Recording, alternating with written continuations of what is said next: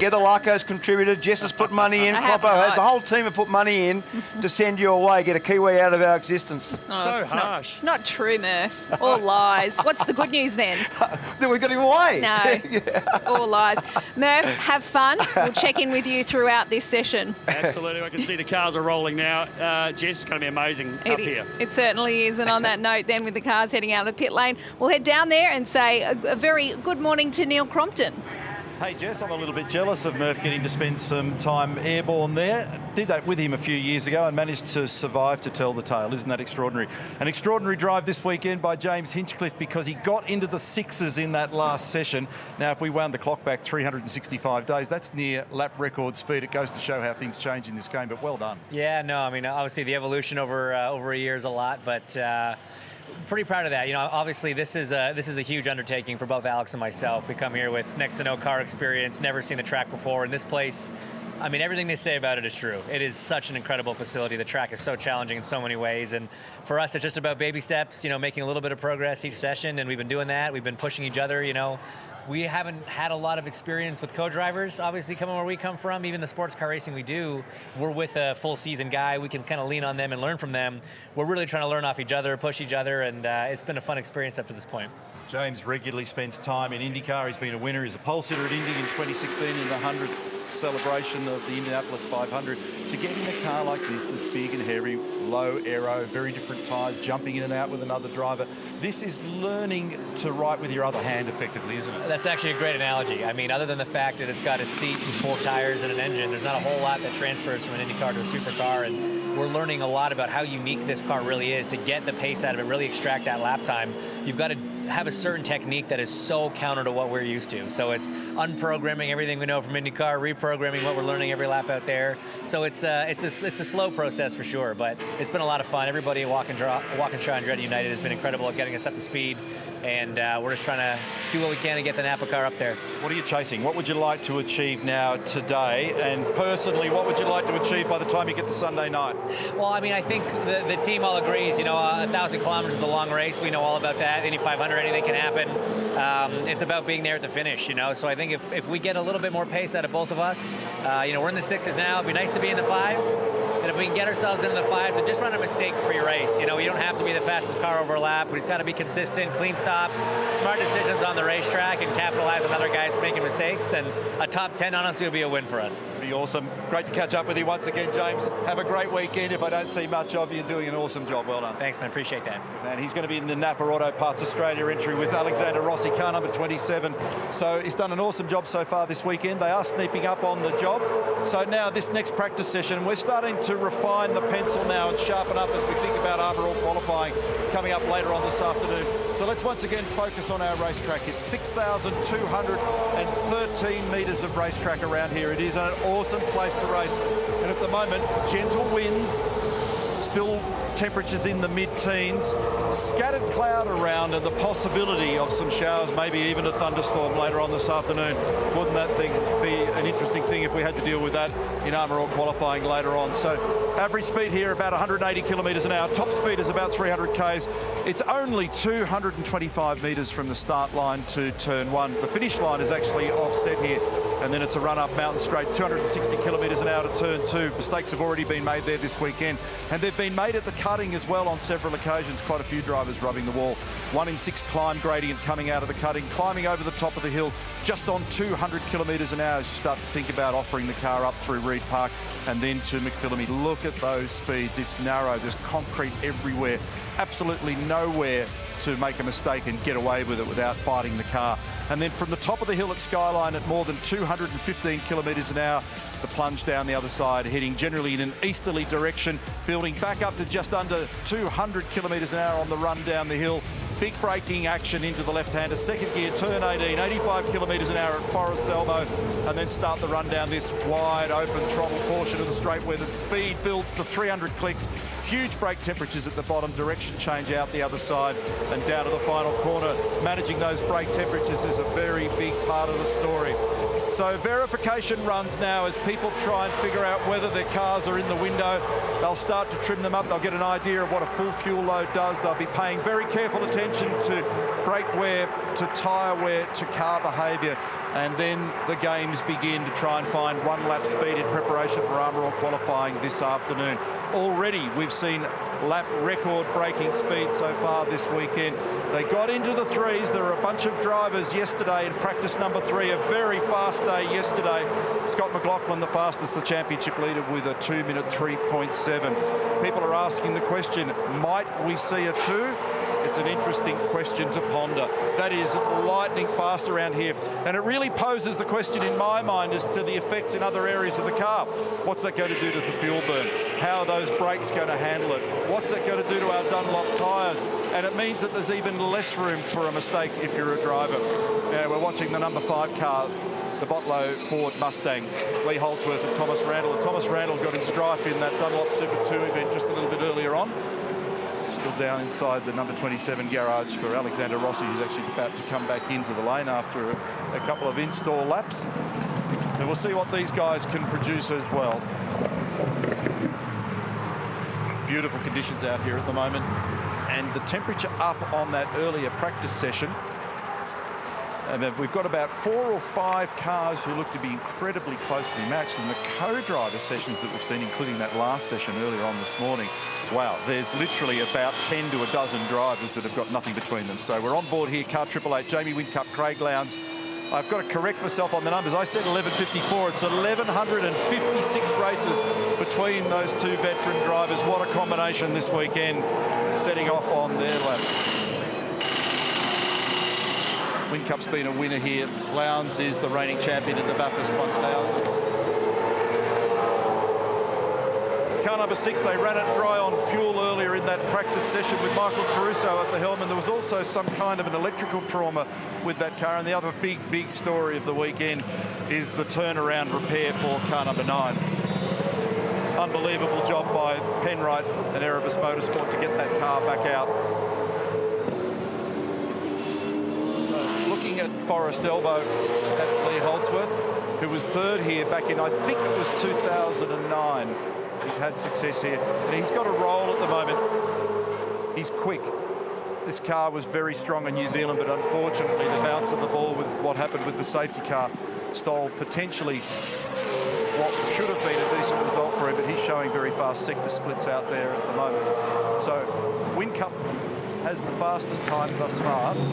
Fabian Coulthard next quickest, so 5.1 plays a 5.4, and then James Courtney, Cam Waters, Chaz Mostert, David Reynolds back out there in car number 9, and David's done a 2-minute 5.7. So they're just making a tweak to the back of Alexander Rossi's car here at the moment. Looks like they're just actually betting another set of brake rotors on that car, and we've got car 78 off and in the wall down here at turn 1, and that will trigger no doubt a red flag because that car is well buried down there at the moment. And I think it's actually Simona who I spoke to just prior to the session. Yes, it is Simona in the car at the moment. No,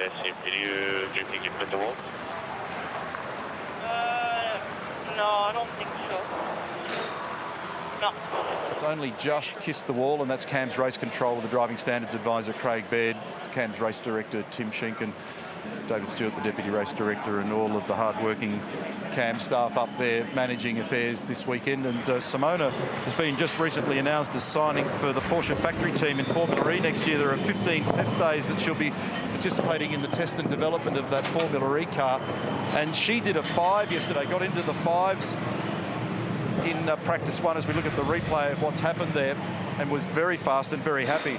Was actually just saying prior to this session that it's the best she's ever felt. It's her 4th outing at Mount Panorama this weekend in the 1000, and very comfortable with the car, very comfortable with the way things are feeling. And they're only in the fine-tune zone now.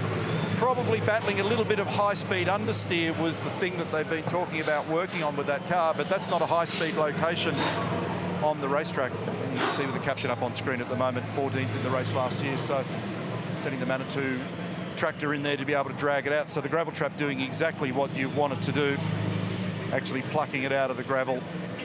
And if we have these occurrences on Sunday, and I think the expectations are, given that we only had 3 safety cars last year, I reckon the chances are we're going to see more in 2019.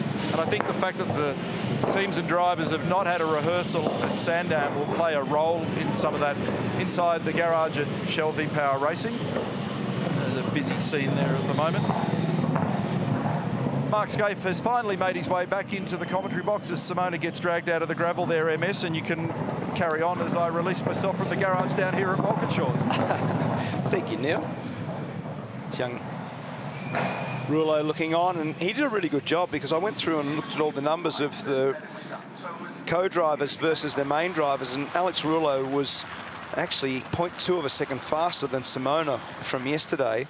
Everybody else is roughly a second a lap slower. Will Brown did a really good job because he was only 0.6 of a second slower than Anton De Pasquale. So when you do the co-driver lap times and you park them against the main driver, you want that disparity to be the lowest number. You want them to do a time that's very, very similar to the lead driver. And we're going to see an immense amount of driver combinations that are going to be in contention, and we're going to see some very, very fast lap times. Now, we've got this great shot on the truck assist Commodore from Techno, and this is Jonathan Webb, and this is right under the Holden line sign in the front grille, and that's Hell Corner, and this is the run up Mountain Straight. This will give you a really good feel for the elevation change we often talk about.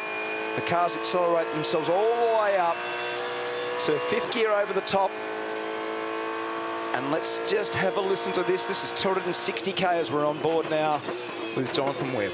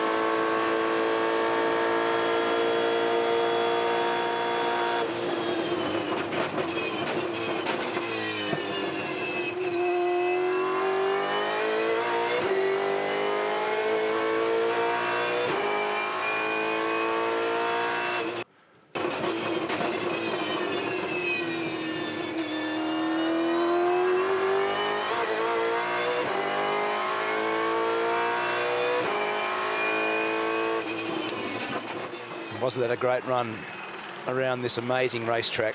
The rise and fall and the width of the circuit is hard to pick up. Very challenging layout. We often talk about it being a racetrack that's unforgiving, and that was a great demonstration of just how close the fences are and how fast you're going in some zones. So it's an incredible ride. The other incredible ride is we've sent our Kiwi mate up into the chopper for our traffic report. How are you going up there, Murph? Mate, this is just fantastic. The perspective, completely different. I know you can see what I'm seeing through the camera on the bottom of the chopper here, the Cinefix camera, but seeing it with your own eyes and getting a totally different reference, a 3D reference, is just awesome. It really is very spectacular. And what is difficult is you don't see, like you don't on the camera, you still don't really see the climb and fall, the elevation so much. I mean, when you are actually standing on the track, it's very different. But I can tell you the workload here between these guys, Simon who's flying, Adam who's behind operating the camera, is enormous. Their coordination, the talking between the two of them to get the shots and put the chopper in the right spot is phenomenal. Their workload is very, very high. I had a little joke with you before, Murph. I didn't really mean it. I wasn't going to send you to Dubbo. I was actually going to send you to Mudgee to get some wine for us. Yeah. Well, you know, you didn't give me a credit card. If you want to give me the number over the air there, I'll record it, and I'll be more than happy to do that, Scapey. Oh, I know that you've got a very expensive taste, so I'm not willing to put it on my credit card because I know you don't like paying people back. Just watching the shell cars now going down here to the Forest Salvo.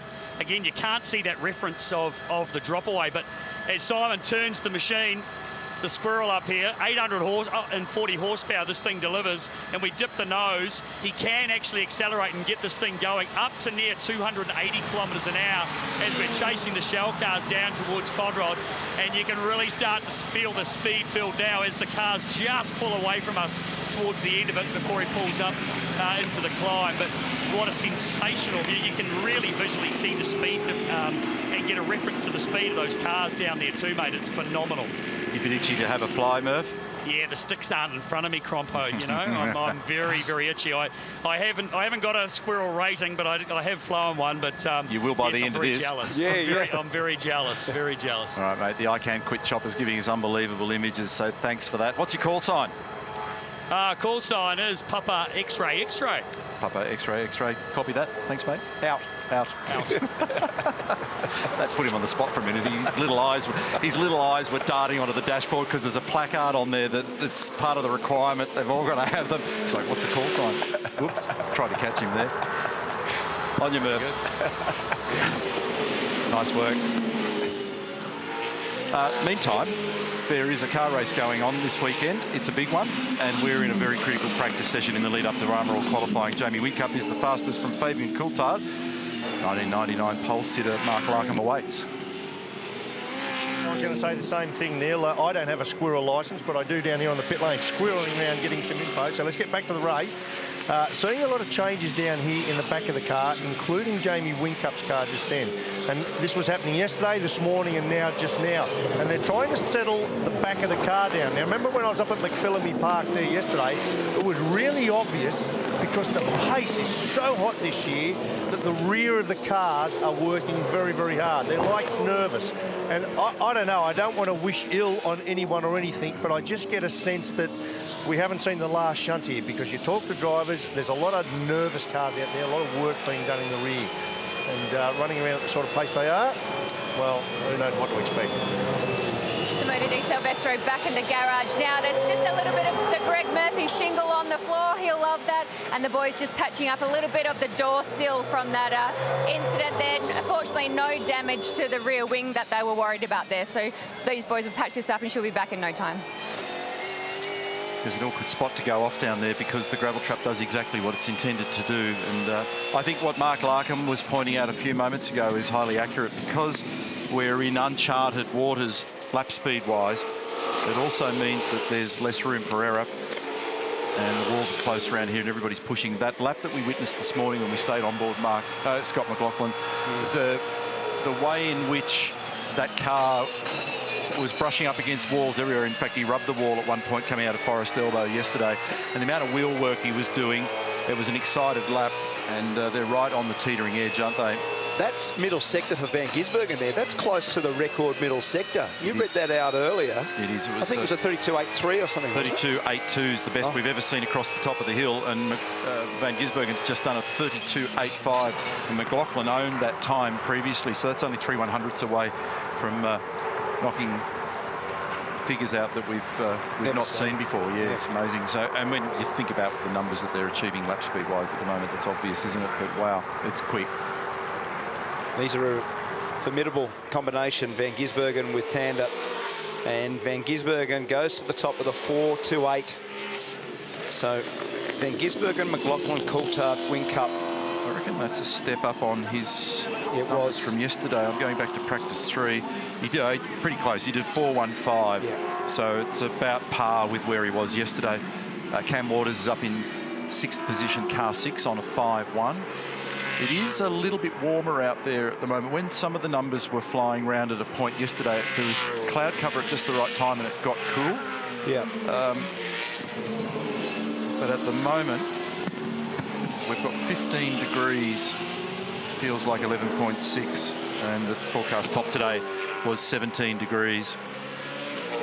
Now, Di Pasquale's done the fastest first sector that we've seen. He's in position number 12. Rick Kelly's asking for improvements to the rear of car number 15, the Silver Bullet, the Nissan. They're quick this weekend. And And Anton de Silvestro on screen here. Personal best in the mid-sector for him is about half a second away from what Shane Van Gisbergen achieved over the top of the hill. Will Davison coming in, car number 23, the Milwaukee Racing entry.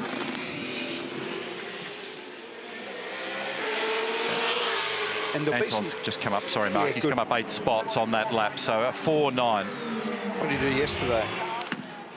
Anton did a 4.3 yesterday. Oh, that's in the fence. Oh, that was super close.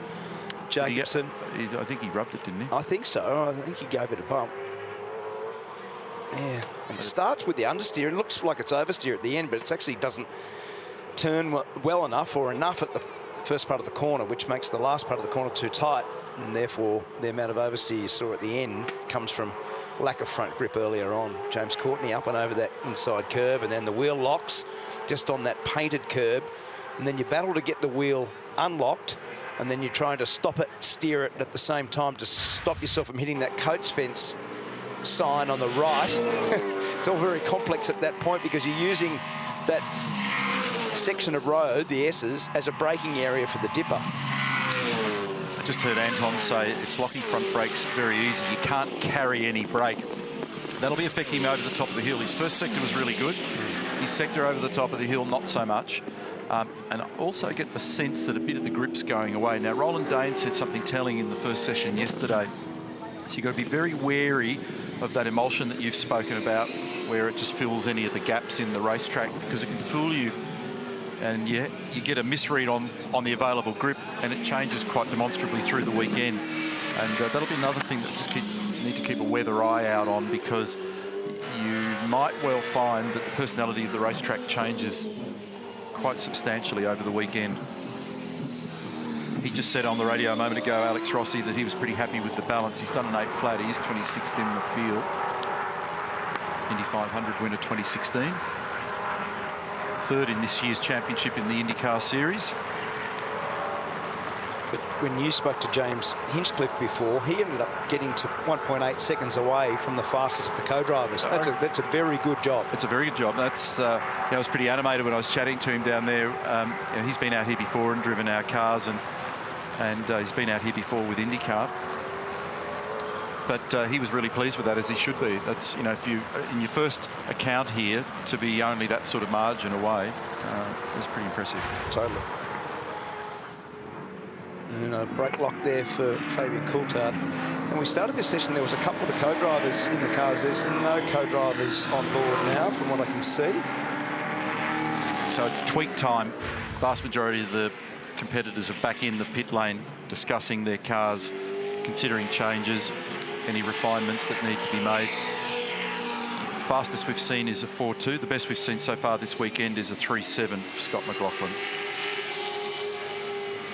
Van Gisbergen, McLaughlin, Coulthard at the moment is the order, and the margin between them, those top 3 cars, is half a second. And the margin between first and second is 0.4 at the moment. It's in favour of Shane. Back to McLaughlin, top of the hill. This is Forrest Selbo.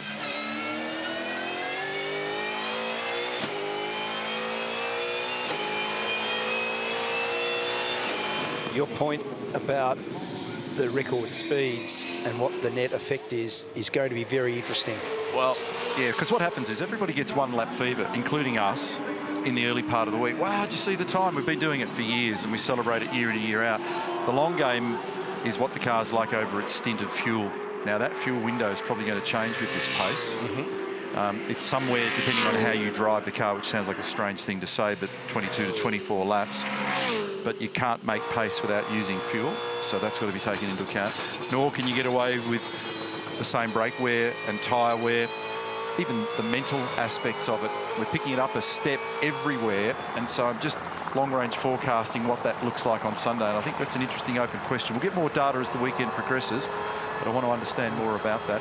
Let's leap back upstairs with young Gregory, the pilot. Yeah, we're just watching Todd Hayward. He's actually backed out of it. He had a real big moment just at the cutting there, fellas, as he went in there.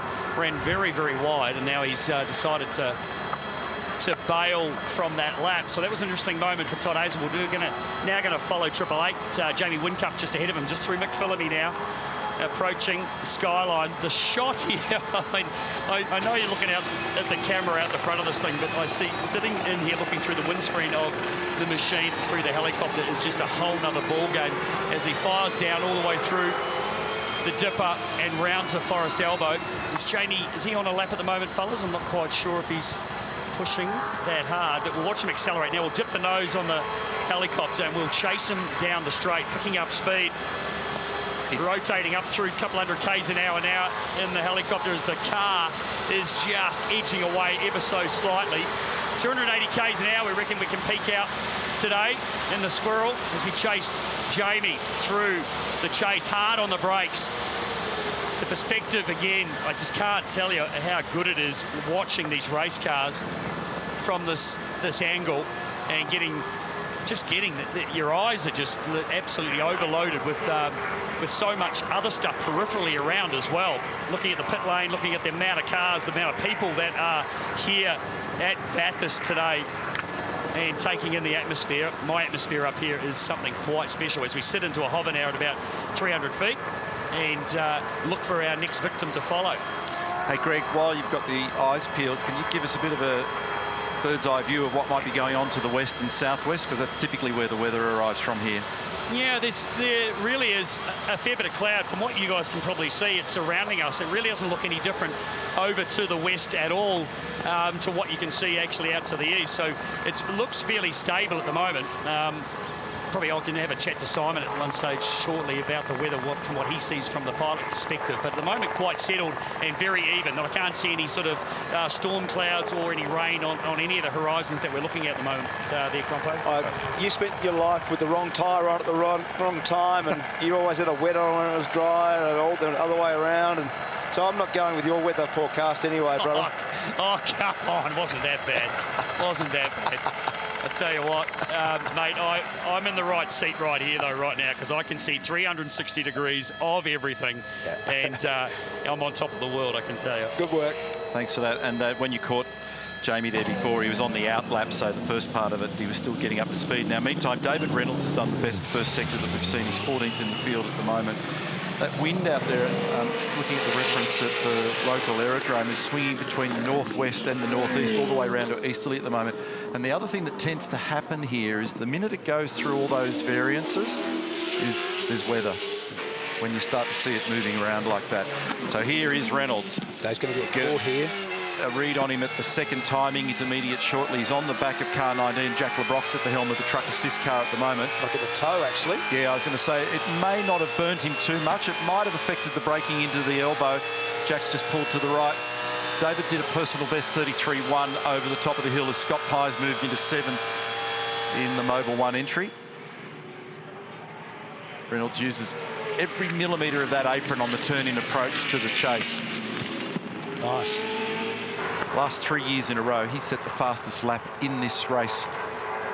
He's got supreme confidence in his car, his team and himself at this location. He's always shown form here, even years ago. So this is going to move him up the order and gets him up into position number 2 on a 4-4. And if what you were suggesting is accurate, Mark, he may have lost a little bit of time at Forest Elbow just with Jack down there in that zone in the racetrack. Now, Jamie Whincup's also showing pretty good speed out there at the moment as well. So we've got a 4-2 for Van Gisbergen and a 4-4 for Reynolds. It's a 2-minute 4.6 for Cam Waters. Scott McLaughlin's just left the pit lane, and so has Fabian Coulthard, their line astern. They've actually done all but the same number, a 2-minute 4.7 and a 2-minute 4.79, 7679, 3/100ths of a second between them. And Whincup is pressing on with his lap from 6th at the moment as we pick up 99, Anton De Pasquale, 7th at the moment on a 2-minute 4.9. Remember, Will Brown did a 4.9 in the previous session, so he was the fastest of the co-drivers. I just did a little synopsis of all the gaps between the main driver and co-driver. Alex Rullo was the only one who actually went faster than Simona de Silvestro, and then the performance from Will Brown was only 0.6 slower than Anton De Pasquale, so he's doing a really good job. Now, whilst we're having a look at Anton, his teammate David Reynolds, who's in the second sector in the racetrack on the way to Forest Elbow, he's just done a blinding first sector. It's a 50.5, and that's right on the money with the fastest we've ever seen around here before. And he's done a personal best over the top of the hill, David Reynolds. He's second at the moment. If he keeps that sort of momentum up, that's a big chance to put him on top of Shane van Gisbergen at the end of the lap. So he's got to find 0.1 of a second, which currently he's going to do. The arrival and departure shot into the chase. It's a fantastic image. Watching the car committed flat, 100% throttle through there.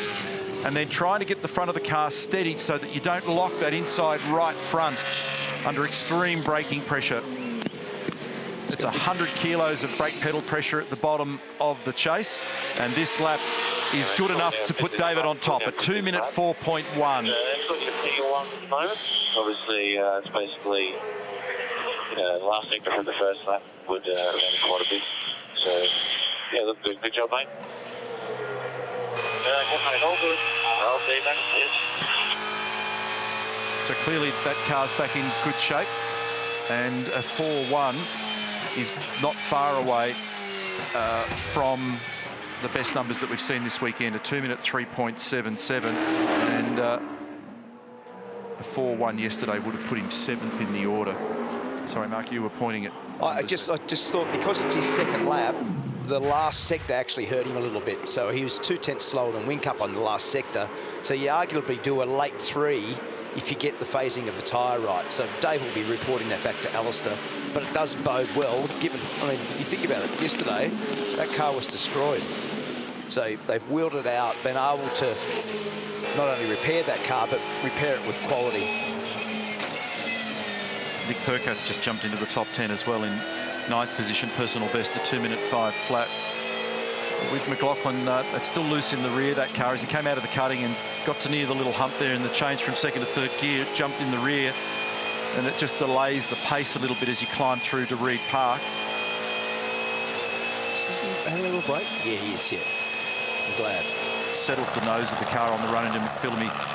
Icahn quick chopper gives us a great view over the top of Skyline. Now, Scott's had a couple of moments so far this weekend where he's locked the inside left over the top there when he sat the car on the curb. A little bit too much curb to the left, unsettles it on the run into the dipper. How close was he to the wall there before he turned it in at Forest Elbow?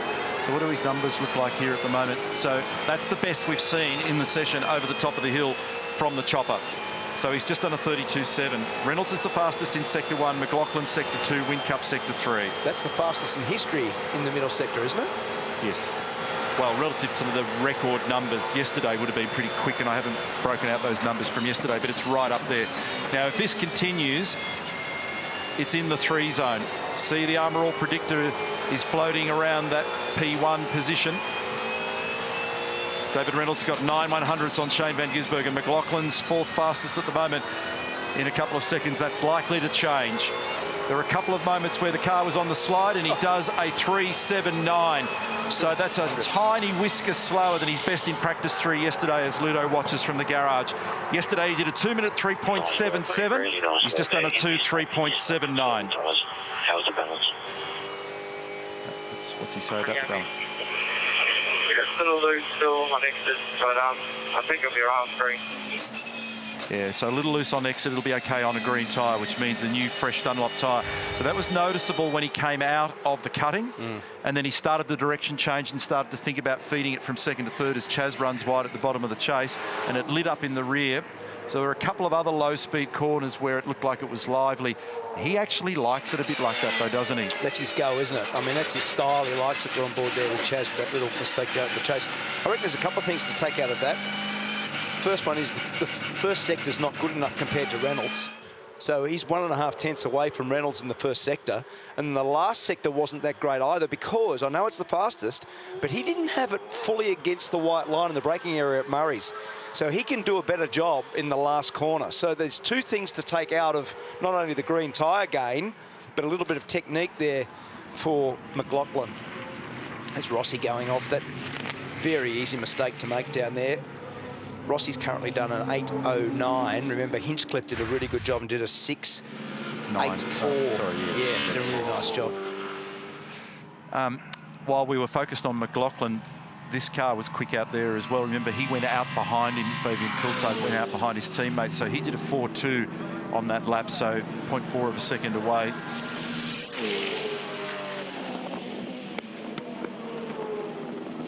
We're really enthused about the last 10 or 15 minutes of this session because you're going to see some qualifying, Armor qualifying rehearsals.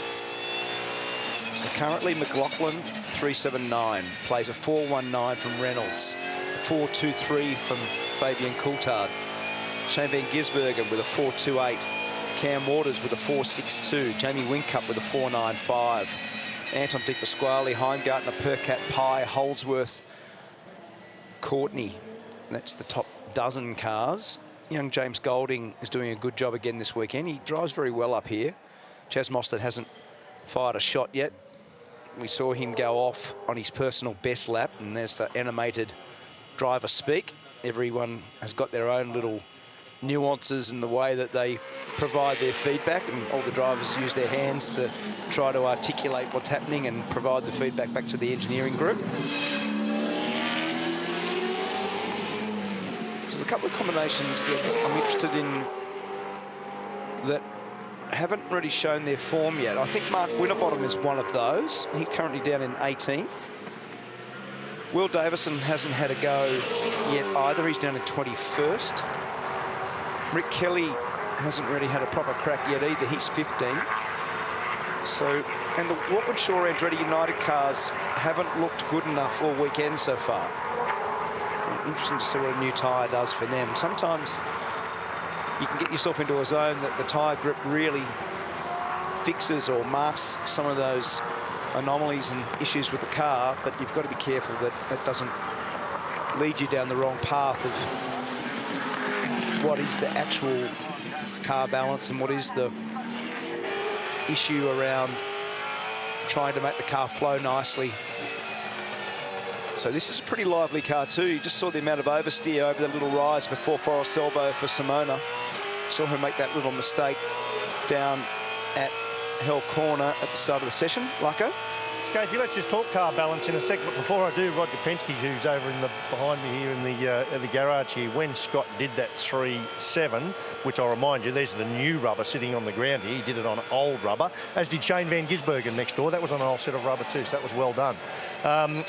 Roger got out of his seat over the back here and walked over. I'm not sure what he said, but I'm half guessing he might have said, hey guys, you know, it's Friday, just let's pull it up a little bit. He's a wise head, isn't he, with that? But it's just interesting, you know, we're talking a lot about the sheer pace of this car, and I can feel it in my bones. It's almost like the whole field is condensed, compressed, and going too fast, too early. And these cars this year are really good. I think we're seeing some good front downforce of the cars, which means across the top of the mountain, as I said before, they're turning well, so they're fast, right? The net result of that is it means the rear end of the car becomes a little loose. Now, the easy way to fix that is just to crank on some wing. But remember, we're at Bathurst here. We've got 1.1 kilometres of straight line, so you've got to do everything you can to keep your car in a fast, straight line. So I've just been watching the trend up and down the pit lane. A lot of work in the rear shock absorbers and springs to settle the car down mechanically so they can come back to the wing and knock it off so it's nice and flatten the car off. We talked about that yesterday, the rake of the car. So it's nice and flat, not raked like that, so the thing will still charge down Conrod Straight. And I'm seeing evidence of that right now in the last 15 minutes. I think it's going to continue. That simply means this qualifying session, I reckon, is going to be stellar, because the cars are going to be made to go fast down the straight, and we're seeing a genuine 300 k's an hour now. But they're going to be nervous across the top. Fabulous to watch. Yeah, and it's a question of how brave do you want to be, how much do you want to wipe some wing off, and how much are you prepared to put up with the things sliding up there. And trimming them out is going to be a game for the brave. Now, they've just issued a new updated forecast at Bathurst Airport. It hasn't really substantially changed, but there's still a 30% chance of thunderstorms commencing at 1 o'clock, running through until 8 o'clock this evening, so that's been extended. It was 7 o'clock previously. If that does happen, and there's a 70% chance it won't, the wind will vary between 25 and 40 knots. The visibility will go down to 2,000 metres in thunderstorms with rain, and the cloud will drop. So Greg Murphy's in the chopper, and he might be seeing a little bit of that brewing out there. It's still only a low percentage, and that's just been updated. So it'll put even more emphasis on trying to maximise every last little second of learning in this session. We've got 25 minutes, 25 seconds remaining. And car number 18 on screen here for Irwin Tools. So Dick Johnson's got the race suit back on.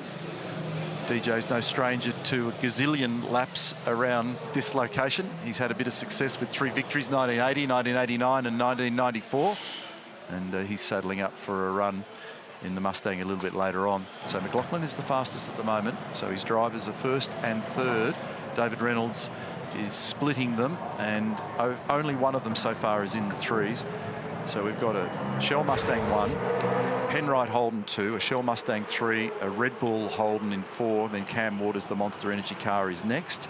And car number 21, Macaulay Jones, a lot of brake locking over that curb on the run to the S's, which is where we saw McLaughlin getting into trouble yesterday on the run down towards the Dipper. And we picked up briefly Mark Winterbottom before, for good reason, because it's the first time we've seen that car fire in a lap time that's more indicative of what we'd expect. So he's just done a 2-minute 4.6, Mark Winterbottom. So Frosty's up in 6th place now in car number 18. And Nick Percat on screen here, who was a rookie winner here with Garth Tander. Scott Pye's just moved up into 7th position. And Percat's typically very strong here, and he was fast in New Zealand. He's been fast in the recent past. Been a somewhat difficult season just trying to find the sweet spot with this car, but he's 8th in the championship coming into this weekend, and mobile colours on the car with 711 support this weekend. And so 11th with a 2-minute 5 flat, and it might actually even improve. So he's just starting his lap now. So depending on the tyre quality, we'll see what he can produce. Davison has done a little bit better job there also. He's come up, he was 23rd before, and he's come up to 14th. We're talking about Mark Winterbottom because when you think about he and Stephen Richards and the success that they've enjoyed together before, they're going to be a very strong combination if they can just stay out of trouble. Remember, they're using a 888 based car through Team 18, and Frosty has always been good around here. That car's very oversteery for Nick Percat. Had a big slide, big speedway moment coming out of turn 2. In fact, he's backed it off. He knows that that will have cost him a huge amount of time. And one of the things that we always talk about is this elevation. And because it's so uphill in that zone, that was a slide that would cost you 4 or 5 kilometres an hour, maybe even more. And we might be about to witness the first real crack at what happens on a green tyre around here, because my understanding is that Scott McLaughlin's got a brand new set of Dunlop tyres on this car. So he's cycling up here at the moment. You can see him working the wheel. There's plenty of cloud cover, but little bits of direct sunlight on the racetrack here and there. At the moment, this variable wind on the flags that are next to us on pit straight are showing that it's an easterly, with Ryan Storing watching next to the bunker in the garage. So pretty gentle breeze, lowish temps. When I last looked, it was about 14 degrees and still is. So it hasn't come up that much through the day. So we're still shy of the 17 that's been predicted. So brand new set of Dunlop tyres.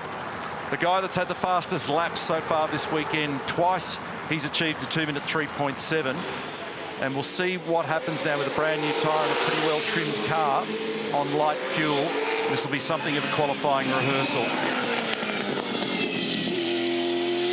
Apex speed at turn 1, 105 kilometres an hour. Now building to 5th gear for 260 kilometres per hour. The long, steady climb, mountain straight, and then the braking goes dramatically uphill into turn 2. Apex speed here, 3rd gear, 130 kilometres an hour. Progresses the throttle quickly. It starts to slide a little in the rear, to the point that Mark Larkin made about the aero trimming of the car. It's a blind approach through 3. You have to commit to where you want to be in 4 before you can see it. 2nd gear, 95 k's in the middle of the corner, now building speed. It's a little lift of the throttle to settle the nose, picking the throttle up hard now, grabbing a gear into 4th and plunging into the metal grate at just on 200 kilometres an hour. Now sighting McPhillamy, trying not to turn it in with such aggression that it flies on 2 wheels for too long. And then from the top of Skyline, 220 kilometres an hour, thinking about arresting the speed to get it back to 2nd gear and just 80-odd kilometres an hour through the Dipper on 2 wheels. track sacrifice a little on the exit of the dipper, squeeze it up a concrete wall on the right on the run into Forest Elbow, and look at the numbers that are popping up. So a personal best for him in Sector 1, which suggests to me the tyres didn't fully come up, but in Sector 2, in other words, across the top of the hill, it's the best that we've seen, and better than his number when he did that mind-bending lap in the top 10 shootout in 2017 by 0.2 of a second over the top of the hill. So 0.2 quicker than he did across the top of the hill 2 years ago. Hits the marks nicely when he gets to the bottom of the chase where those brakes are screaming on the front at 850 degrees C. Vice President of the Penske Corporation, Jonathan Gibson's there with Roger Penske further to the right. They're glued to the screen. Roger's wife, Kathy, in the background as well. And that time is the best we have ever seen at Mount Panorama in a supercar. It is a 2-minute 3.48. Stay with Roger because he'll have a little word to Ludo and the boys. Take it easy, take it easy. We'll listen a little bit in that first sector. The first sector was slower by about 1/10 of a second than David Reynolds. Whatever, mate, yeah, I know. Fucking hanging on out here. Yeah, he's hanging on. Doing a solid job, mate. No doubt. A 3 you would be hanging on in anything. Don't care how good the balance is. And it's more sunlight than you think. I don't reckon those conditions are actually that great. So it's kind of humid out there at the moment, isn't it? Isn't it? Even though the temp's low, it's got that feeling about it. But it did also sharpen it up. That was actually nice in terms of the way that the balance of the car didn't look as nervous, did it? No, better than the earlier run. Yeah. The tyres would have smartened a little bit of that up. So some two-wheel action through the S's on the run down to the dipper, but no evidence of brake locking that time. Greg Murphy had the perfect view from above. Yeah, I did, and you could see how much he was pushing. It's so using every single little inch of that road, wasn't he? Every single ounce of throttle, brake, everything was measured just perfectly all the way through it. It was stunning to watch from up here. You could see the attitude. Chopper pilot here, Simon, picked the time. He picked it. He picked a 3.4. Could you believe it? I was set a 3.6, but he picked it, so it was a good one. What a place to watch it from. Man, that is spectacular. Just sensational to see it from up here in the sky. What amazing speed, boys. Are we going to see it faster come qualifying? On that basis, you could swap seats. You do the flying and he can do the predicting. Absolutely. He's also given me a prediction on the weather too, Crompo. He doesn't reckon we're going to see too much. He says it's been backing off through the last few days, and he reckons, looking around and much time he's been spending up in the sky, he reckons we're not going to see much rain at all. Oh, that's great news. All right, so McLaughlin's centre benchmark. Thanks for that, Greg. That's the view from the I Can Quit chopper. 2 minutes 3.48. And he's got 3/4 of a second on David Reynolds, Mark Larkin. Let's jump in and see if we can grab a chat with Roger Penske, who's debriefing with Ryan Story, the team principal, and Alexander Prema. Hey, Alex. Hey, Roger. I was watching. Great to see you again out here at Bathurst. I was watching you carefully over here with all the hoo-ha going on. At the end of the day, you're a racing guy. You're a motor racing guy. You've been that your whole life. And I was watching. You're watching the screens. You're watching the motor race. You've just seen your driver do a 3.4. It's only Friday practice. I'm worried. It almost seems too fast this year. Well, I didn't quite hear everything you said, but I was watching the lap of Scotty.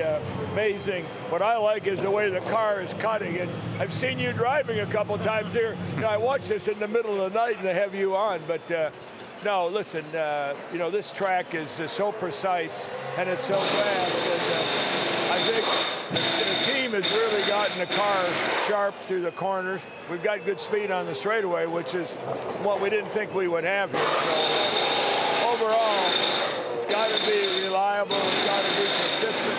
No pit stop problems. And if we don't do that, you're not going to win. Just like Indianapolis. And Roger, there's not much that you haven't won in the world of motorsport. I'm keen to know, from an Aussie point of view, where does this event now rank on your scale of, the bucket list? Well, when this is one of the greatest races in the world and you haven't won it, it's got to be at the top right now. So we're going to do everything we can to try to execute here, but certainly not going in overconfident, with Roland's team and Tickford and all the teams up and down the pit lane. I respect all of them, and, we love being here. The whole series of fans have been so supportive, and you know, we got two great drivers here, certainly the co-drivers, but, you know, Scotty's overachieved, hasn't he, when you think about it, and, you know, weekend after weekend, and, you know, they put more on us, take more away from us, and we're still able to continue. And look, and Fabian doesn't get enough credit because he's, you know, kind of overshadowed because of, you know, obviously what Scotty's been able to do, but this is a team effort. Everybody in this garage makes a difference. It's just not one person, and I just take my hat off to him. It's great to be here. Beautifully said. Great to see you here, Roger. We'll catch up over the weekend. Thank you. Roger Penske just won the IndyCar title several weeks ago, and with Joseph Newgarden. And we've got car 888 is in the wall, so Whincup has made the wall at the top of the hill. This is a red flag. Hopefully not too bad. And it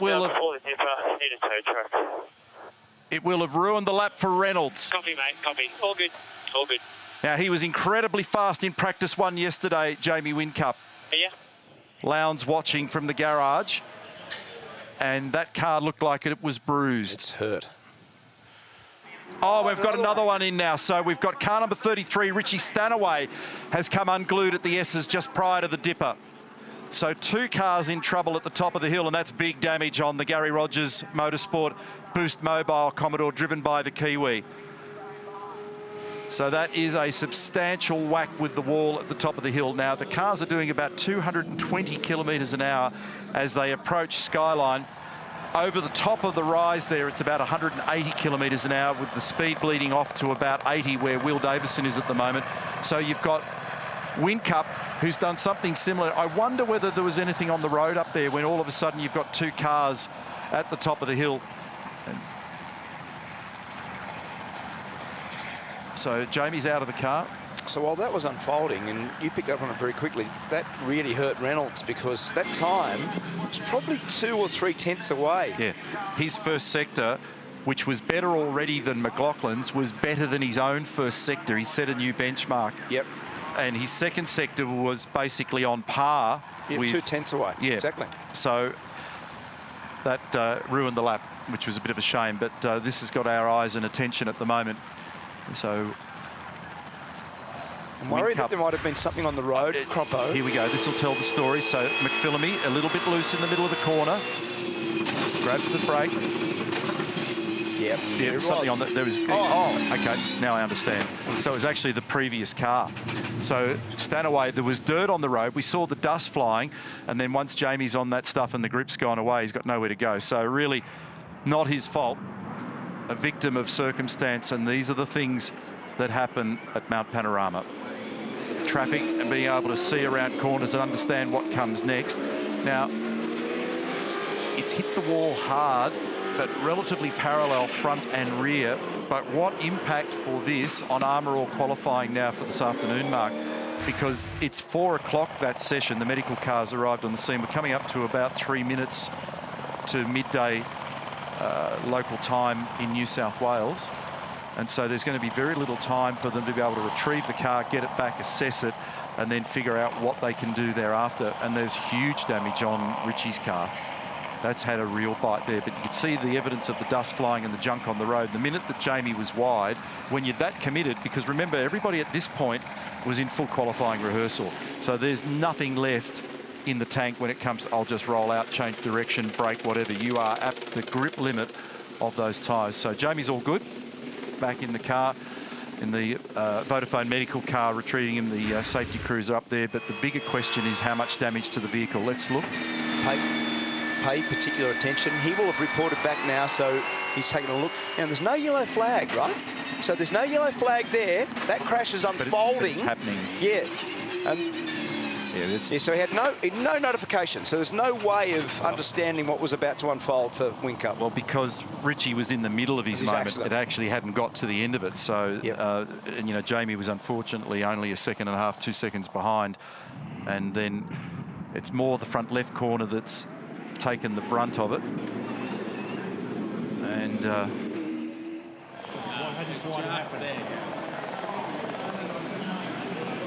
they're all glued to the monitors in the background. There's Dave Cauchi, Roland Dane, Mark Dutton, Garth Tander was standing there as well. And our focus shifts to car number 33. Brianna, have you got an update? Chris Pither, unfortunately, you're watching the replays just as we are. Do you have any more that you can give, information you can give to us? No, not a lot, to be honest. Obviously, just seeing what you've seen. It looks like Richie might have just had a little moment over the top of the hill there, and unfortunately, Jamie was the first car on the scene and had nowhere to go. So, yeah, not great, but thankfully it's in the tyres, not the concrete, and yeah, hopefully the damage isn't too bad and we can get it sorted quickly. Had a chance to hear Richie over the radio. Is he okay physically?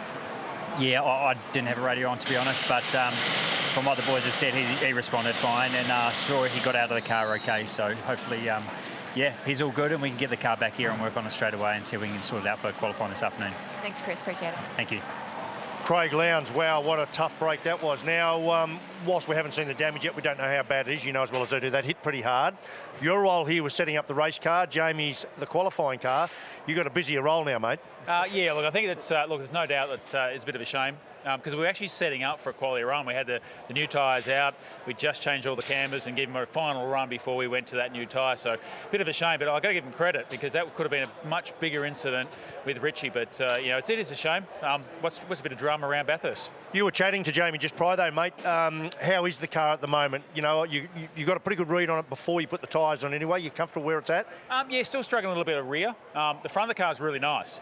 Quite pointy, does all that, but across the top of the mountain, it's balanced, but it's all these sort of turn one, last corner, sort of short, tight, slow corners where it lacks a little bit of rear. But otherwise, both our sides of our garage are much happier on that run just then. But yeah, who knows what could have been, but you know, we'll get it back. All right, mate, that's Bathurst. Thanks, Craig. Yeah, cheers. So they're now just trying to drag Richie's car back up on the top of the flatbed truck there, and they need to understand how much damage on that to turn it around later on this afternoon. Whincup had done a 51 flat in the first sector, which is half a second away from the money, but you heard Craig say they were setting it up. You can hear Richie's moment in the background. We've seen those sorts of incidents here in the past, but there was nowhere for Whincup to go. And in fact, there were a few people that were lucky to survive that, including Mark Winterbottom and Cam Waters. They were the next in the queue. They were very fortunate. By that stage, there would have been a warning. That's exactly right. I agree with Craig. I think Jamie did a really good job here because that could have been, he could have hit that. He could have hit it. Yeah, so what it does, the effect of having a car there pushes you at least a couple of car widths further to the left of the road than you want to be, where the line is dirty. There's no grip out there. Yep. And you're at warp speed, and he's just rattled against the wall up there. So they did a good job, Winterbottom and Cam Waters. You were looking in the other direction when that first happened, and Winterbottom was ultra close to having his own big moment. And boys, you know, when we were talking before about weather and helicopter pilots should know about weather and keep a good eye on it, well, have a look over there. Yeah. Bit of rain coming through in the direction. So, you know, no one's an expert. No one's an expert when it comes to weather, but I don't know how much of it's going to end up over here, but definitely a bit of a shower. Just, probably a kilometre to the west of the track at the moment there, boys, but I think the session ain't going to be affected by it. Yeah, let's hope it's not now, Murph. We've only got 12 minutes remaining. It'll take a little while to get that car out of the fence there for Richie Stanaway. We haven't really seen the circumstance for Richie and what actually happened to him, because it looks like it's got away from him over the rise at Skyline, and there's Murph up there in the I Can Quit chopper above Skyline, and there's the look back towards the pit area. So what is a little weird is we haven't got a proper form guide as a consequence. We've got a number from McLaughlin which gives us the ultimate pace understanding of roughly a mid-3, fastest lap in history. But we haven't had really anyone else throw a new tyre yet and get the lap in, because David Reynolds was the only other one that looked like it was going to be reasonably close. It was going to be within 2 or 3 tenths of a second of Scott McLaughlin, and that lap had to be aborted. You heard Craig Lowndes make reference a few moments ago to camber on the cars, so we thought while we're just waiting for the action to start again, we'd have a bit of a discussion about it. Chime in here, Mark, but people often ask us, why do the front of the cars in particular look so weird, like the car's been dropped off that flatbed truck? Well, it's negative camber, and the reason for negative camber is that the tyres in the middle of the turn distort. So focus on the circle, look at the wall of the tyre, and look at the actual tread face of the tyre. They distort like crazy because they've got 1.5 tons pushing incredible loads. And the reason why you offset the tyre effectively is to make sure that the majority of the tread face of the tyre is actually sitting square to the road, because you want all 4 of those tyres to sit squarely on the road. Now, the problem is there's no such thing as a free lunch in this life. You can keep cracking camber on, which is what Craig was talking about, and they'll get to some pretty aggressive settings here looking for 1-lap speed, but it heats the inside edge of the tyre. So if you wind it on too much and get too much turning performance, you superheat the inside edge in a straight line, and you can create blisters, blow and damage the tyre. But of course, if you stand it up too much like this, which looks much more like our road cars that we all trundle around in, then the problem is that whilst you've got lovely braking performance, it just turns like a dog in the middle of the corner. So hence the reason why they have so much of that negative camber. There's huge amounts of load through those tyres, and we're seeing front settings that are north of 6.5 degrees in some instances on the front. They have a little bit on the back, but remember, the back doesn't do the turning like the front tyres do.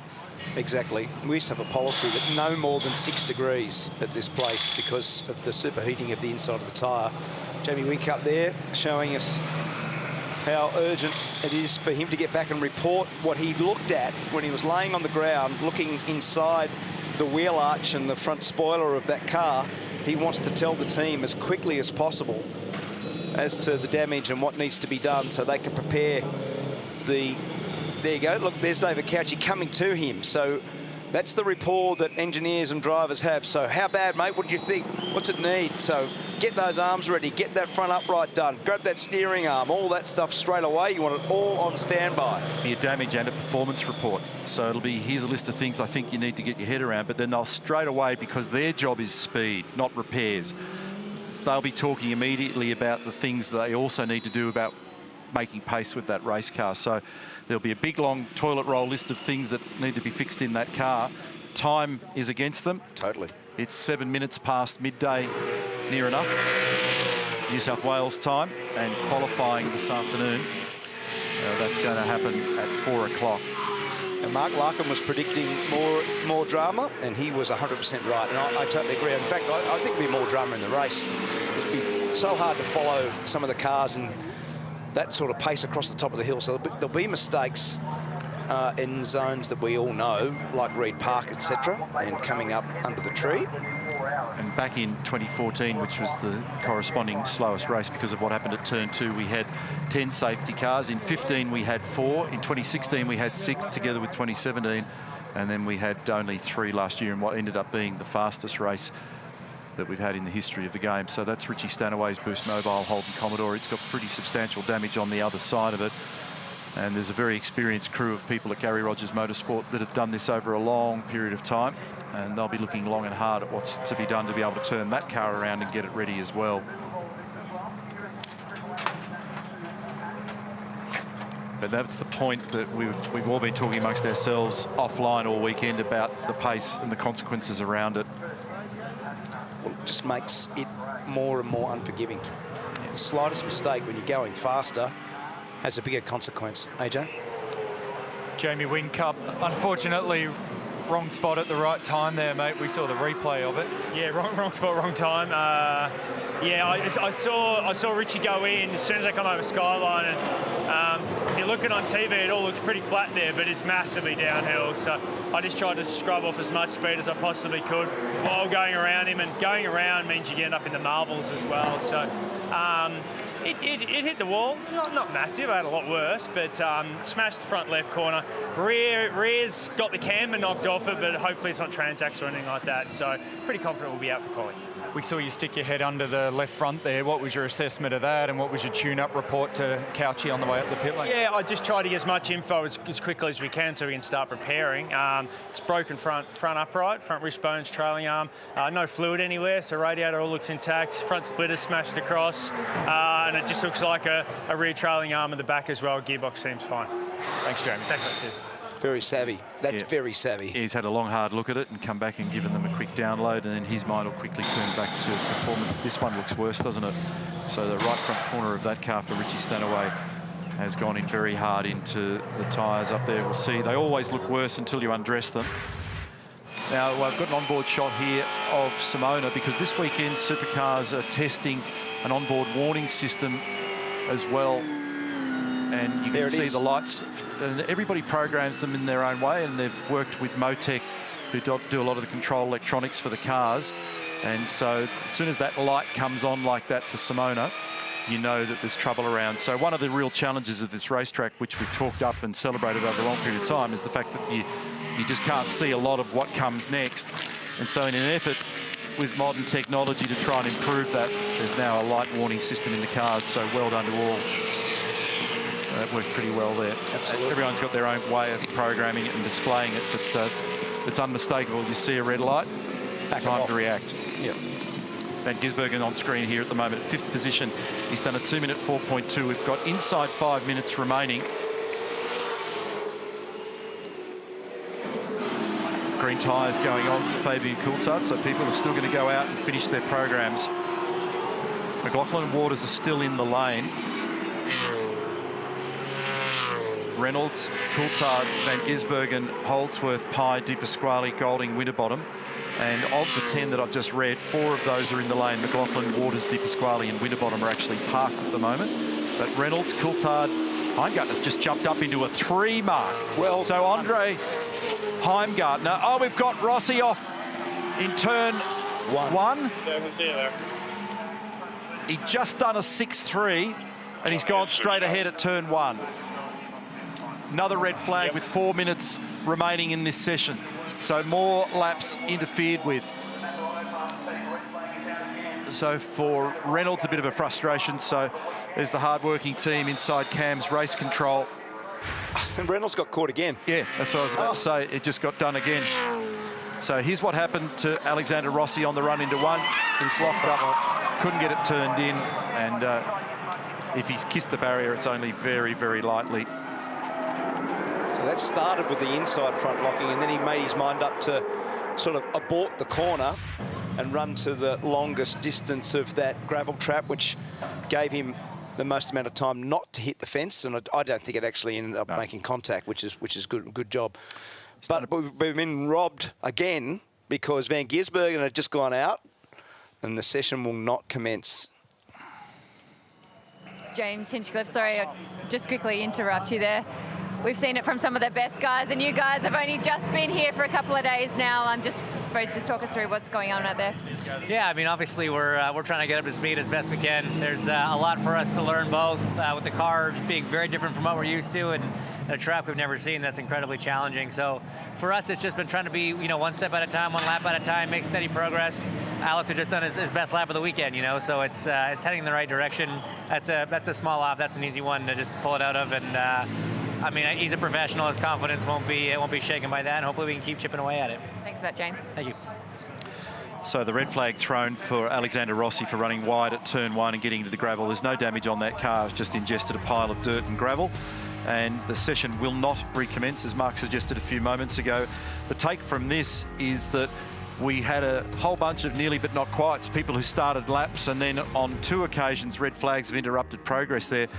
We've got clear pace from McLaughlin, who's done a 2-minute 3.4. Heimgartner did get his lap in. That was impressive. So he joins the 3 club in the Nissan. A 2-minute 3.9 is a wild time. And then Waters, Reynolds, Coulthard, Van Gisbergen, Holdsworth, Pye, Di Pasquale, Golding the 10. And the next in the queue, we've got Mark Winterbottom, Rick Kelly, Chaz Mostert, Gary Jacobson, Todd Hazelwood, Richie Stanaway with big damage on that car, together with Jamie Whincup, 16th and 17th. Percat, Courtney Davis and De Silvestro, who also had a moment early. Slade, Kostecki, Jones, Rossi, who we just spoke about, and Jack LeBrock is 26th. So an amazing lead into Armour All qualifying coming up later on this afternoon. As always, the mountain gives us twists and turns, AJ. Dave Reynolds, Neil Crompton just made the reference that there was plenty of people out there that were nearly not many, and you were in that boat real fast in that first sector but couldn't complete laps due to those red flags. Yeah, I think I was on better laps 3 times in a row and I got cut short, but it's all right. It's only practice. Looking forward to qualifying though. My car's quite good. I'm just building back up to speed because I've missed a couple of sessions and missed a couple of tyre runs, but all in all, it's feeling good. And that reference you just made 24 hours ago, that car was looking very sad. Everything's feeling comfortable in there for you? Yeah, mate, going really good. Yeah, 24 hours ago, we're in a different spot, but really looking forward to it. I'm not going to get sucked into pole position or anything. It's all about the race. qualifying is actually not even 0.1% of the race. So if we can qualify up the front, cool. If not, no dramas. It's a very measured approach from you, mate. And just see if I can find the real Dave Reynolds here somewhere. Thanks, mate. Thanks, man. Andre Heimgartner, position 2, mate. Lovely lap. And I get a strong sense from this whole garage that these cars are in the window this weekend.